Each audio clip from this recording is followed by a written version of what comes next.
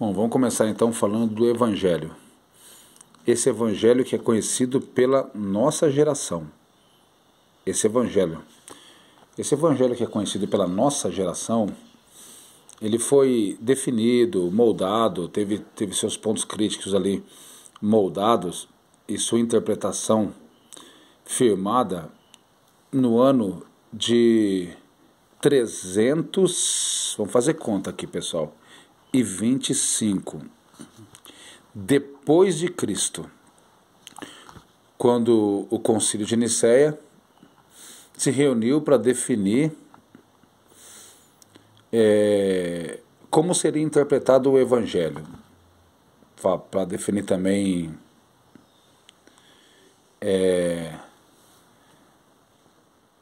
assuntos relacionados à divindade de Jesus,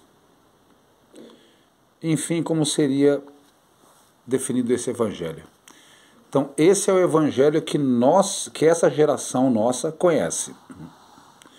O Evangelho que Jesus ensinou, que Jesus pregou e que foi documentado até 325, até antes de 325, esses documentos, esses livros, se alguém tem poder sobre esses livros, esse alguém é o Vaticano. Porque nós não temos poder sobre esses livros. Nós não temos poder sobre esses livros, nós não conhecemos esses livros, não conhecemos esses escritos que caíram nas mãos do Império de Roma e foram manipulados no Concílio de Nicéia. Então a gente não tem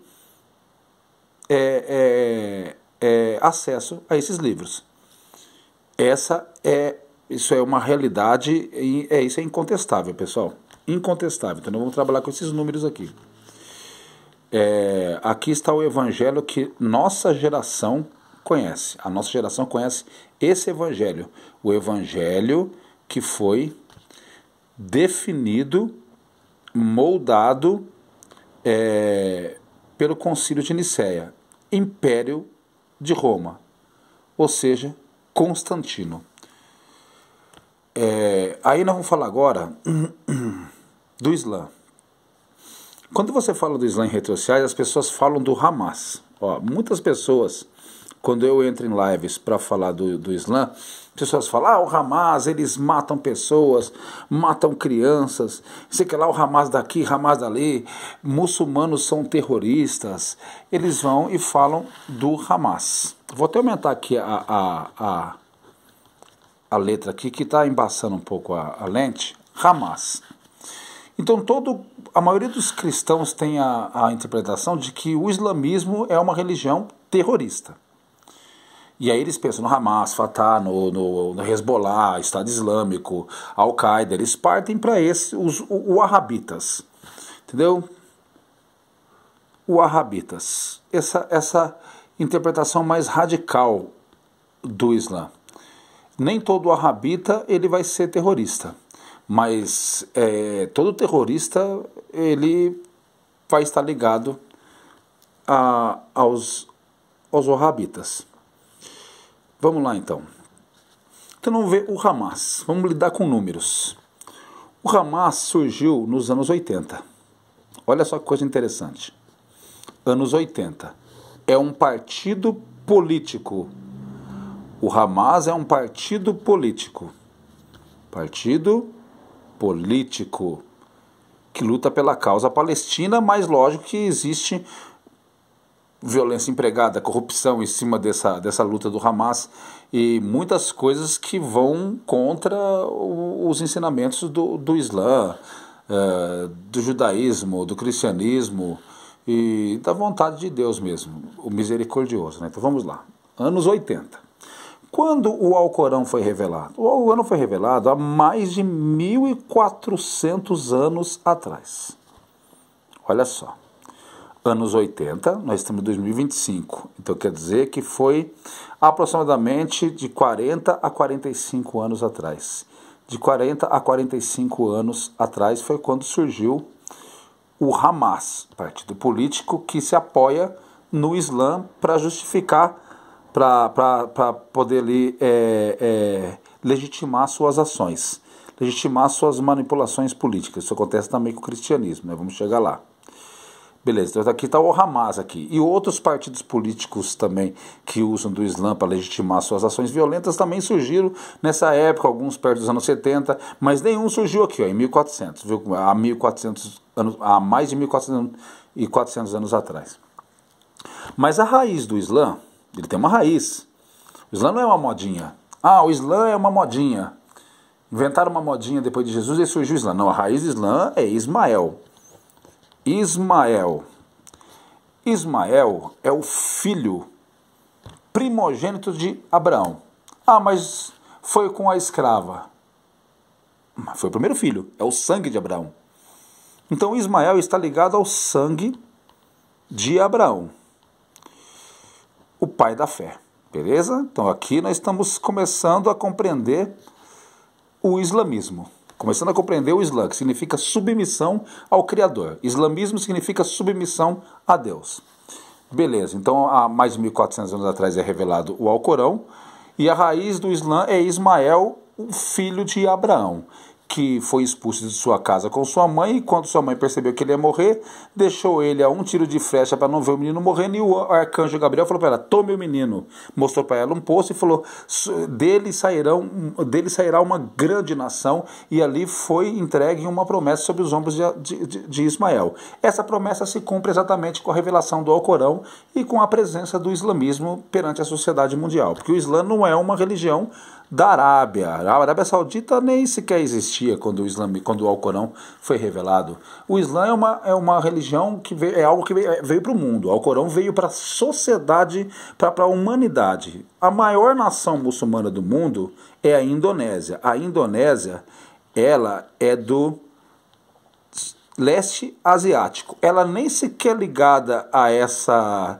descendência árabe, ela tem mais de 200 milhões de muçulmanos, em sua imensa maioria sem denominação, entendeu? E tem também cristãos e judeus, só que isso aí é 10 milhões, 5 milhões, é uma minoria mesmo. É mais de 200 milhões de muçulmanos, é a maior nação muçulmana do planeta Terra, é a Indonésia, do leste asiático. Olha só como que as coisas vão se encaixando. Beleza, estamos trabalhando com números aqui. Beleza, então estamos aqui há 1400 anos atrás, estamos em Ismael, que ficou há mais de 4.000 anos atrás, que já é a raiz do islamismo, entendeu? E as pessoas querem dizer, quando fala-se do Islã, que o islamismo é uma religião terrorista, ou seja, que os muçulmanos são terroristas. Nós vamos agora para outro número, terrorismo. Vamos para outros números aqui, falar de números.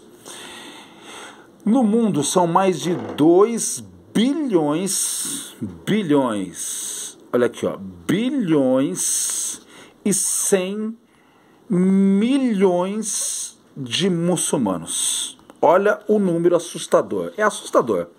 No número existem no mundo 2 bilhões e 100 milhões de muçulmanos. Quando você olha para a Interpol, a Polícia Internacional, a Interpol, e vê quantos seres humanos são procurados por terrorismo, por ações terroristas, procurados por serem ligados a grupos terroristas, esse número não chega nem a 1 milhão de pessoas. Ou seja, 1 milhão de pessoas, de criminosos que usam o Islã para legitimar a sua violência, escravizar a sociedade e impor a sua vontade política. Então nós temos 1 milhão de pessoas procuradas pela Interpol, às vezes condenados, considerados como criminosos que usam o Islã, entendeu? Para legitimar suas ações terroristas e criminosas, e temos mais de 2 bilhões e 100 milhões de muçulmanos no mundo.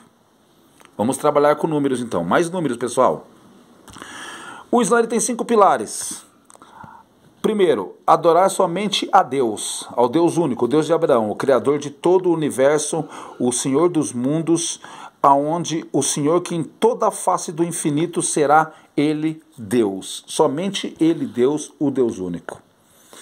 Segundo, você orar com toda a sua fé e sinceridade para esse Deus. E tem uma quantidade de orações diárias. Terceiro, aqui, eu vou até frisar isso daqui, porque a gente vai chegar nisso aqui com uma clareza um pouquinho maior. Doar dinheiro para os pobres e para os necessitados.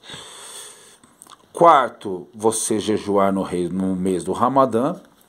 E o quinto, você ir a Meca pelo menos uma vez na vida, se você tiver condições. Beleza, chegamos aqui então nesses 5 pilares do Islã. Esse aqui é o terceiro: doar dinheiro para os pobres e para os necessitados. Algo que Jesus fez, que Jesus ordenou que fosse feito, que Jesus praticou repartindo o pão, multiplicando o pão, transformando a água em vinho, multiplicando os peixes e rejeitando ser glorificado, ser adorado, entendeu? E dizendo claramente que aquela geração deveria adorar somente a Deus, aquele que o enviou. Então está aqui, ó. O terceiro pilar do Islã é doar dinheiro para os pobres e para os necessitados. Algo que Jesus fez, praticou e que ele ordenou que os seus seguidores fizessem. Vamos lá então. Muitos cristãos condenam o Islã e querem rotular o Islã como religião terrorista, como uma doutrina terrorista, sem entender o que realmente é a religião, de onde vem a religião, entendeu? E quais são as suas bases, e por que ele cresce tanto, por que tem tantas pessoas que abrem o coração e têm um encontro tão profundo com Deus através do islamismo. Não conseguem entender o porquê. E aqui estão alguns números que explicam para vocês o porquê. Vamos aqui. Então, esse evangelho é que nós conhecemos aqui. Nós não sabemos. Ninguém pode provar que esse evangelho que está na Bíblia é o evangelho que Jesus ensinou. Alguma coisa pode estar ligada ao que ele ensinou. Algo pode estar ligado ao que ele ensinou. É claro, porque pela força social, pela força que existia na imagem dele perante a sociedade naquela época, não tinha como se ofuscar certos valores e muitas coisas que ele deixou junto ao seu legado para a sociedade. Tudo bem. Beleza, mas a gente não sabe.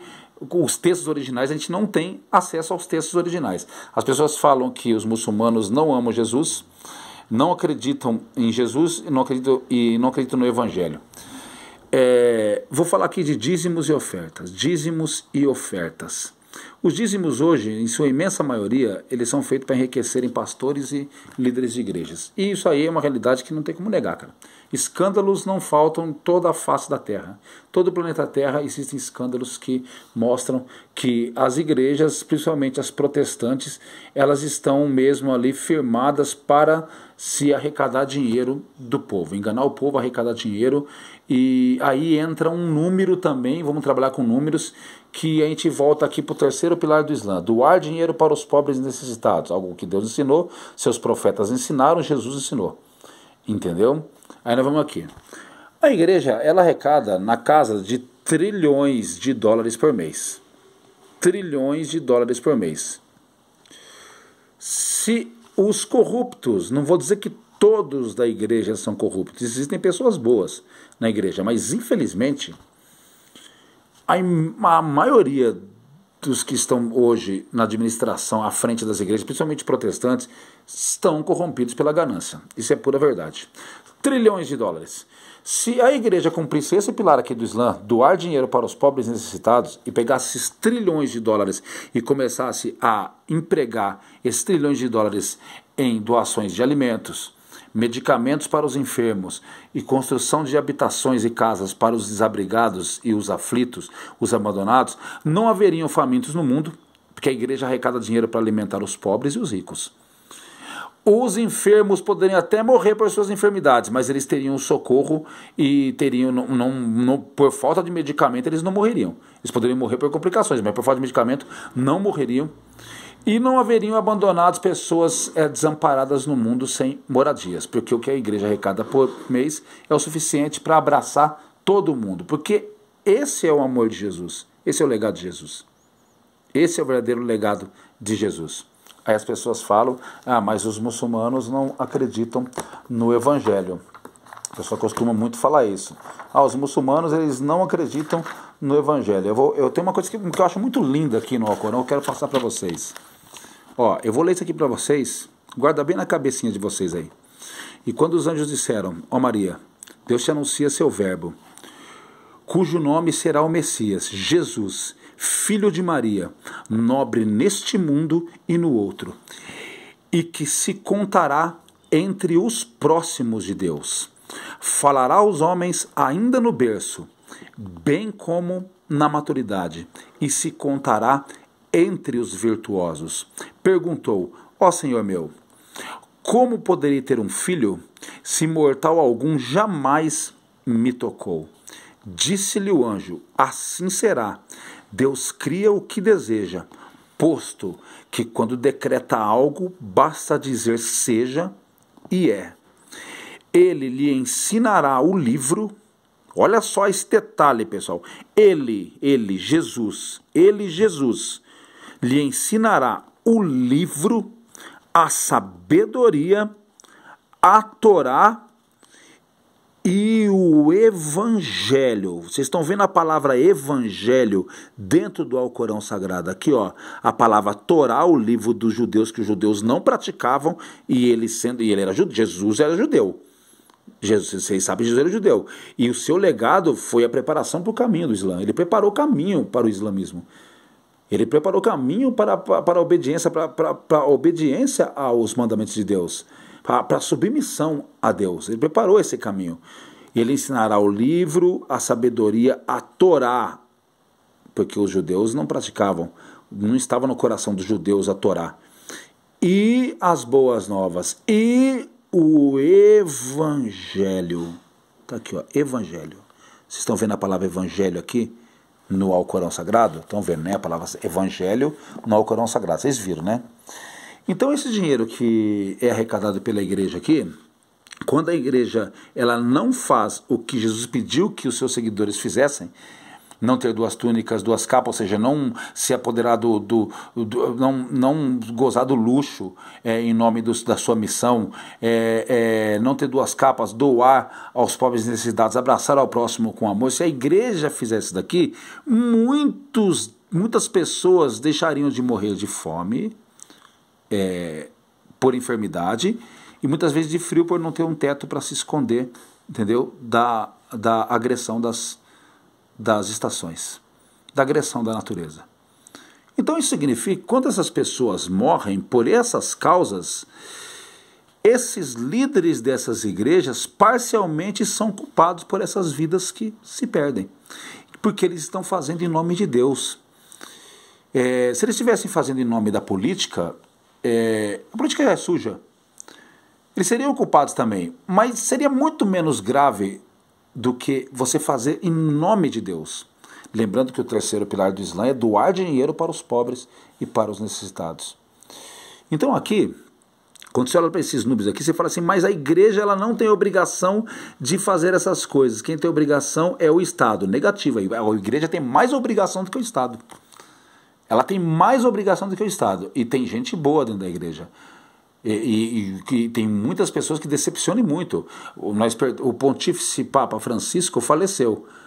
O que eu vi nas redes sociais, entrando aí em plataformas, cristãos protestantes comemorando a morte. Eu não sou católico, não sou cristão, mas não tem como você negar que ele foi um grande líder da humanidade.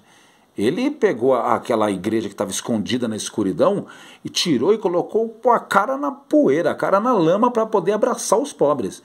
Ele fez mesmo a igreja, ele fez de tudo, com todas as suas forças, para a igreja católica praticar o evangelho. Ele quis isso, ficou claro no legado dele que ele quis isso. E aí eu vi um monte de evangélicos comemorando a morte dele, mas você olha para os caras lá, os grandes líderes islâmicos, lamentaram a morte do Papa. Lamentaram, desejaram que ele seja recebido de braços abertos pelo Pai no paraíso. Olha a diferença. Olha que diferença. Aí você fala, onde está realmente empregado o ódio? É você que, eu acreditar em Jesus, eu tenho ódio no coração? Não. É que o ódio, ele está ele está muito sólido, é muito evidente que o ódio está sendo manifestado pelo protestantismo, cara. Não tem como você negar isso. E falando-se de política, ficou muito mais evidente isso. Entende? Então quando você vai falar de islamismo para as pessoas querem trabalhar com números. Eles matam aquele lá, querem trabalhar com nome. O Hamas, o Fatah, Hezbollah quer trabalhar com nome, mas eles não têm nem ideia do que eles estão falando. Eles não têm ideia do que é o Hamas, eles não têm ideia do que é o Islã, do que foi o Alcorão, por que foi revelado, da raiz do Islã, Ismael, das promessas sobre Ismael, do Evangelho, entendeu? Que foi moldado em 325, que é esse que a nossa geração tem conhecimento, porque o verdadeiro com certeza deve estar com o Vaticano. O Vaticano é trancado a sete chaves, a gente não sabe. Ninguém sabe. Se alguém sabe, é o Vaticano. A gente não tem acesso a esses textos. Esse evangelho foi moldado, manipulado e definido pelo Concílio de Nicéia, o Império de Roma, o Império de Constantino. E isso é história, cara. Se você não concorda com isso daí, você está muito mal informado. É esse evangelho que vocês estão usando para atacar as pessoas, muitos evangelhos estão usando para atacar as pessoas e para poder espalhar ódio pelos quatro cantos da terra. E estão dizendo que os terroristas são os muçulmanos e querendo trabalhar com o Islã como se fosse uma religião terrorista, sem saber o que são os wahhabitas, o que é o Hamas, o que é o Islã, o que é o Alcorão e qual é a verdadeira raiz do islamismo e o que significa islamismo. E não conhece nem sequer seus pilares, porque se a igreja praticasse o terceiro pilar do Islã, o mundo seria muito melhor. Entende? Então esse vídeo foi só para esclarecer esses detalhes, porque isso aqui, isso aqui compra muita coisa, mas isso aqui não compra Deus não, entendeu? Você nunca vai comprar Deus com isso daqui. Você não vai fazer a mão de Deus retroceder através disso aqui não. Se ele tiver que derramar a ira dele sobre sua vida, ele vai derramar. Sobre uma sociedade, ele vai derramar. Se tiver que destruir uma cidade inteira, ele vai destruir. Isso aqui não faz a mão de Deus retroceder, entendeu? Isso aqui você pode comprar o homem, você pode usar também para salvar vidas. Você pode usar com sabedoria, mas você pode usar para destruir a sociedade, inclusive em nome de Deus. Mas comprar Deus é impossível. Isso aqui você não vai comprar Deus. Você pode, se você tentar comprar Deus através disso daqui, sendo enganado, é uma coisa. Mas se você um dia colocar no seu coração de que você pode comprar Deus através disso daqui, você vai atrair a ira dele para a sua vida. E aí eu falo para você que você vai sentir o peso da mão dele. E ele é muito poderoso.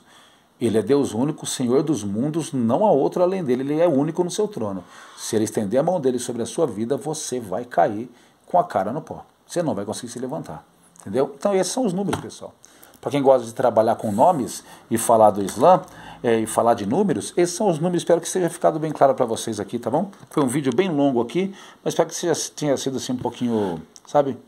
Um pouquinho esclarecedor, pelo menos assim, razoavelmente, sabe? Explicativo para vocês aí terem uma pequena base do que de fato é o islamismo, do que de fato são os wahhabitas, os terroristas, os partidos políticos e o que de fato é o evangelho que está aí hoje, o que aconteceu antes desse evangelho ser moldado, o que de fato Jesus deixou para a humanidade, qual é o seu legado e qual é a sua vontade e qual é a vontade de Deus. Tá bom? Não sou perfeito não sou santo não, mas quando se fala de Deus eu gosto de falar com bastante amor e bastante, sabe assim, o respeito suficiente, porque eu também sou falho. Então por isso eu me tornei islâmico, porque islamismo significa submissão a Deus, entendeu? E eu me considero submisso a Deus, embora eu não seja perfeito e nunca serei, tá bom? Então é isso daí, pessoal, que a paz de Deus esteja com todos vocês e espero que tenha sido um pouquinho explicativo para vocês o que realmente acontece, entendeu? Antes de vocês abrirem a boca e darem uma opinião e acabarem, de repente, aí passando vergonha na frente de uma pessoa que realmente entende, que realmente conhece.